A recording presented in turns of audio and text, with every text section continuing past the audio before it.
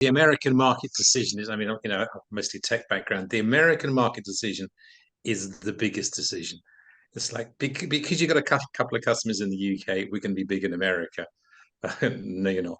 I mean, just because they speak the same language, it's a very foreign country. Selling, if you can't crack your local market, why on earth do you think that someone is going to sell your product in the States? It's probably not going to happen. Hello and welcome to the Move Your Business Forward podcast. These talks are hosted by Rob Boll, founder of Evoke Management and CEO of International Leaders UK. We'll be talking with experts from both these companies about issues that affect SME companies today. Welcome to this episode of the Move Your Business Forward podcast. We're focused here on the big squeeze. Everyone's struggling with inflation, prices going up, supply chain issues, and also retaining and finding the right staff for your business. Today I'm joined by two experienced finance directors, Bill Biggs and Colin Nunn. We're going to be talking about managing growth. We're working with a bunch of companies, some finding it tougher than others, and there's lots of companies out there that we're working with which are having significant growth and really picking up opportunities that are out there successfully, which is great. But there's also some challenges with that growth, growing pains, and things that kind of get in the way, sometimes unexpected, that can really have a big impact on those growth opportunities that businesses have. Colin, starting with you, growth and fast growth is amazing, but it also has its challenges. So what are the kind of things that you deal with in terms of managing growth and advising companies on that? Winning business is incredibly hard, but then servicing the business is even harder. Yeah. So, I work with one little company that's going crazy. I mean, we get the order book to die for, but we can't find the staff to deliver it. So we're saying yes to customers because you do, right? Whoever says no to a customer. But actually, at times, we've got to start saying no to customers. We can't make the stuff. We can't get the staff. And our lead times have gone up from sort of a month to 3 months. We're going to really suffer out there with social media that people are going to say, don't buy from them because you're not going to see the product on any sort of sensible delivery timescale. Growth is great, but be scared of it. And you're talking about serving customers there and having the staff, but there's also cash, right? Having enough money to trade through. Well, I mean, that's a manufacturing company, particularly in manufacturing. If you have got a cost of sale, so we make a product and then it'll sit on the shelf for a month, then we ship it out to a customer, they'll take up to 3 months to pay for it. There's a 6-month gap between recruiting the employees to make the stuff at a 50% margin and then the customer paying 6 months later. You're doing fabulously well when running out of money. Yeah, it's a bizarre situation, and even in that situation, you go to banks and lenders and say, look, we've got this fantastic order book, and they go, yeah, but the order book can be switched off at any point in time. I'm not going to lend to you. It's like, trust me, it's golden. Like, yeah, right, of course it is. And then they don't lend to you. That's at the point you get the shareholders, actually, because they're probably more likely to believe you. But yeah, I mean, stratospheric growth is really difficult. Really difficult.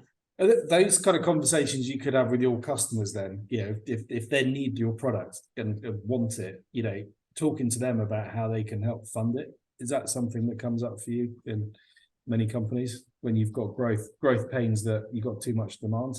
Can you put some of that burden onto the I mean, not really. I mean, the best thing from a cash perspective is put them on zero credit. So yes, you can have the product, but you've got to pay for it within a week, or put it on a credit card for low value items. But most customers, particularly the bigger ones, their internal engine isn't tuned to do anything other than this is our process, this is how we pay you. So other than increasing your price to stifle demand, so you make more money from fewer people, there's not much you can do with most customers, I don't think. Sure. Phil, any particular thoughts on managing growth from your experience, or where you see the areas to kind of add most value? Yeah, I think for me, some of the Colin's already mentioned, I think is definitely hits the nail on the head. I mean, one is, I think, understanding your business and understanding the process of delivering your service or product is really important. And understanding and having a sensible conversation with your customer about the delivery timescales is really important. I think one of the things that, sorry, one second.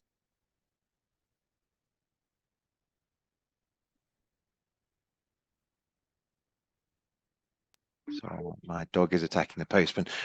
Yeah, so I think one of the things for me that's really important is understanding that is your growth at the moment, is it a short-term thing? Is it spiked by some particular thing or one particular customer? What's the longevity of that? Because it's a very different conversation. If you've got a short-term order and short-term need, that's one thing. If you've got a long-term, the business is growing and you can expect this to continue, then that's something different.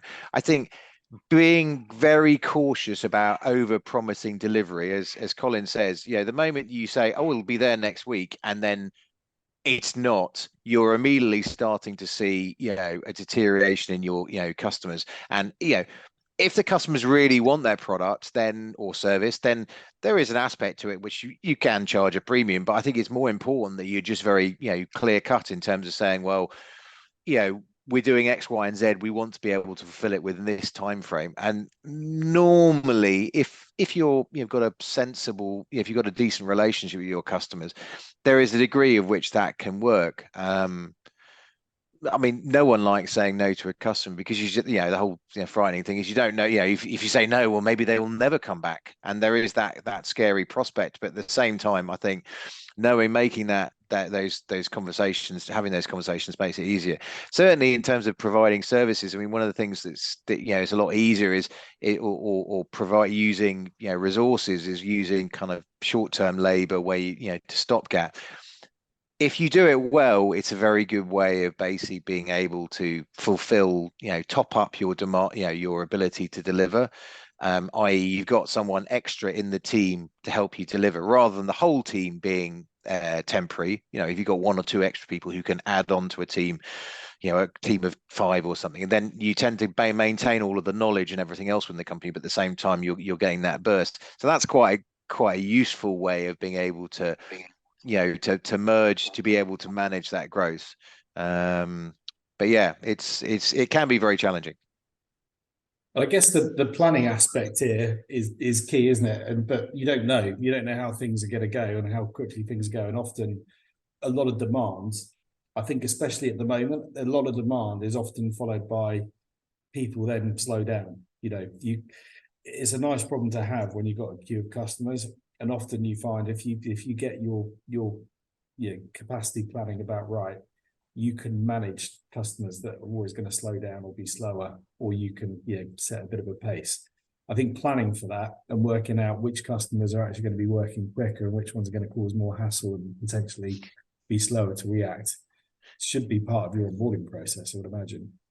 And also you can have it depends on the service or the product you're selling. If you're selling 99p lollies, then it's slightly different than selling like £1 million service contracts. But I think the important thing is understanding that customer needs. Often most customers generally want something tomorrow if you can't deliver it today. So they want it, there's an expectation for immediate delivery of whatever it is. And even if it's they haven't decided what they want yet, they still want it tomorrow. So I think having that engagement, at least then you can then filter out what is actually the truth. And it may be that they want it for this time period for a very specific reason, or it may just be that they're asking for it tomorrow because that will give them greater comfort that you will get it.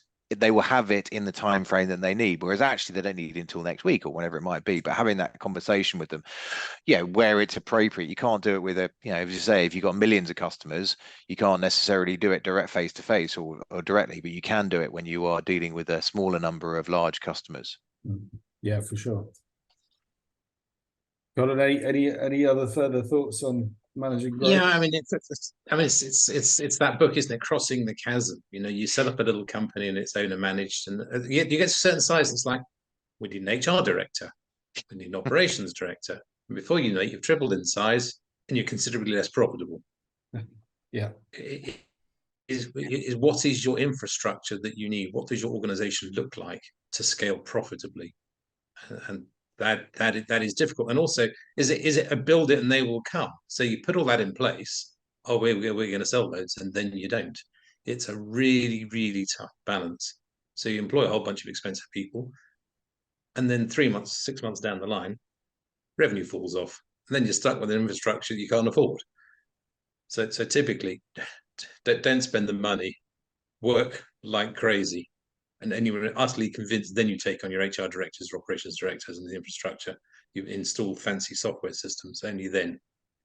I'm not a build it and they will come kind of guy.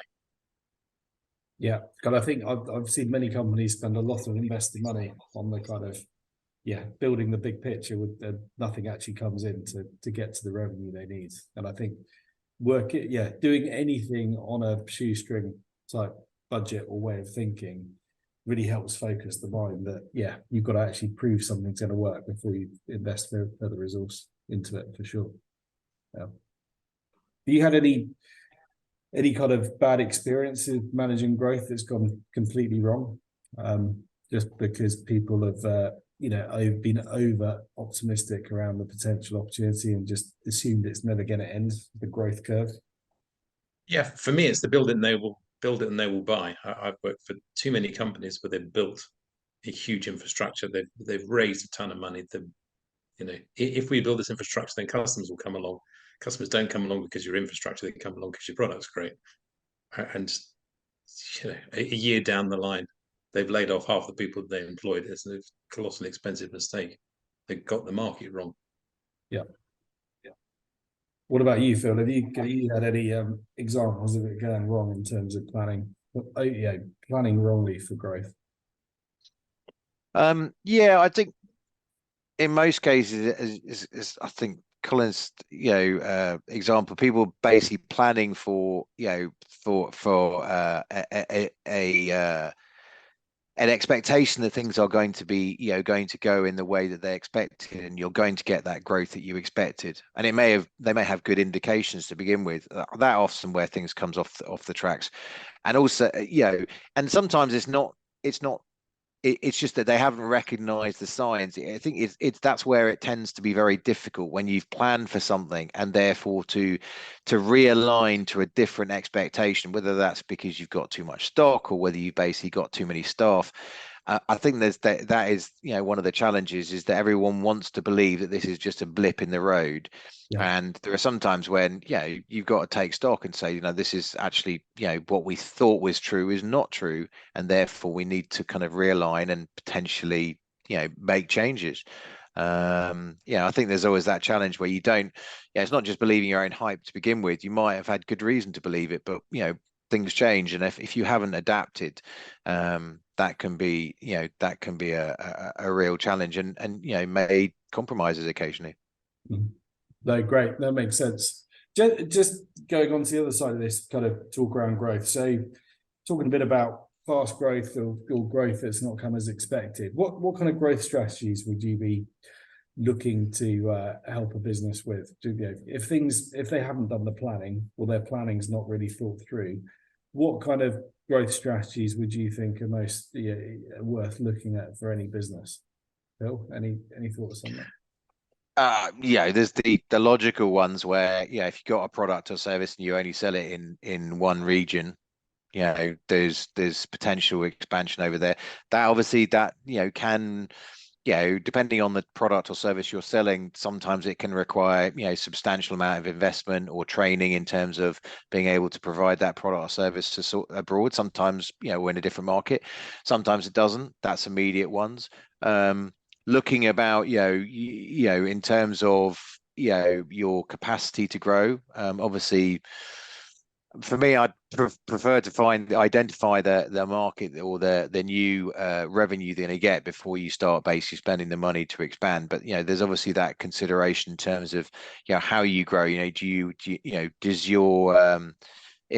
there an opportunity, for example, for you to incorporate some of the parts of your supply chain? If you manufacture something, can you potentially bring some of that in-house and save yourself some money, and thereby effectively boost your profits? there's a number of different areas that that be looking at. The international one, I think, is probably the most well recognized today because of the nature of international trade. I wouldn't always say it makes sense, but particularly say if you can take a product that you've built in the UK and sell it in the US market, for example, you suddenly open up a market that's considerably larger than what we can provide in the UK. But it's not, as many companies and many people have found, it's not straightforward. It takes a degree of thought in terms of how you're going to be able to do it. So yeah, that's my starting point. Yeah, the American market decision is, I mean, mostly tech background. The American market decision is the biggest decision. It's like, because you've got a couple of customers in the UK, we can be big in America. No, you're not. I mean, just because they speak the same language, it's a very foreign country. Selling, if you can't crack your local market, why on earth do you think that someone is going to sell your product in the States? It's probably not going to happen. And it is seriously expensive to go to America. And it's a really good way of wasting money. I'm a very late adopter for international trade. Crack your local market, then do it, or get someone else to do it at their expense. Yeah, let's get an employee. And in American sales guys these days, they're on like $250,000. It's like they better hit the ground running. Yeah, that's the thing, isn't it? How do you do this without taking on any more risk? Because growth strategies in different markets without the risk. I think there are lots of ways to explore that through using other people's sales channels, distribution partners, and partnerships. Yeah. Well, yeah, to me, I wouldn't necessarily, my first location wouldn't necessarily be the US market, actually. It would be some of the European markets, because a lot of the European markets, it's actually less of a, you can effectively use the same sales team, sales vehicles, etc., and you can reach them because it's obviously changed as Brexit. There is still opportunity for, there's still accepted fact that, British firms provide, products and services that, European, companies want to buy. So there is definitely that. And you don't, as Colin says, that's, opening up in the US is a big decision. Whereas potentially talking to a company, and there's often opportunities you can do without necessarily expanding, but in terms of opening up offices or anything else, but just simply opening up that market can be a relatively short-term thing to be able to do. Yeah, no, 100%. So just wrapping this piece up, final top tips on managing growth. Colin, if you were going to advise any business on growth, what would be your first thing you'd be talking to them about? Not every customer is brilliant. Be prepared to walk away from customers, because it's really hard. If someone wants to buy a product, yeah, of course. Be picky on who you sell to. Yeah. Are you B2B? Are you B2C? Really identify your niche market, your target market, and your profitable market. Don't just say yes to everything. Yeah, no, I think that's the top tip, and it's bad, isn't it? When you've built your product, your baby, you're so proud of it, and someone wants it, and you have to walk away and say, no, you're not right for this as a customer right now. Yeah, it's tough. Phil, any final top tip? I think firstly, I would remember that it doesn't always feel like it, but when you're growing, you're in a position that everyone else wants to be in. So you sort of remember that. It's not always, when it can be, you can be screaming because it's being so difficult. You've got so many different new challenges to solve, but they are nonetheless good challenges to be solving, rather than the situation where you're not growing and you're struggling at every, I think that's maintaining that kind of, thing in your back of your mind is really important, because, you don't want to be in the other situation where you can't find the sales and you haven't got the opportunities. But the same sense, I would also, it's just being very aware of what that growth is. What it is, Colin says, is that coming from a customer that you want? Is that sustainable? Is this going to be the right type of growth? And then making those decisions early on about, do you expand? Do you cap production? Do you stop? Do you accept a customer order or whatever it might be? But being very mindful about it. Yeah, 100%. Well, look, guys, it's been really interesting conversation to have on growth. So thank you, and hopefully it's been useful for a few people listening. Who, all I would say is, if you think any of these things are of interest, or you want to explore in more detail, they should get in touch with us and have a conversation about it and go from there. But thank you both for joining in this conversation, and look forward to talking to you again at some point. Thanks for listening. If you'd like more information about the topics discussed in this podcast, then you can find us on our website at moveyourbusinessforward.com.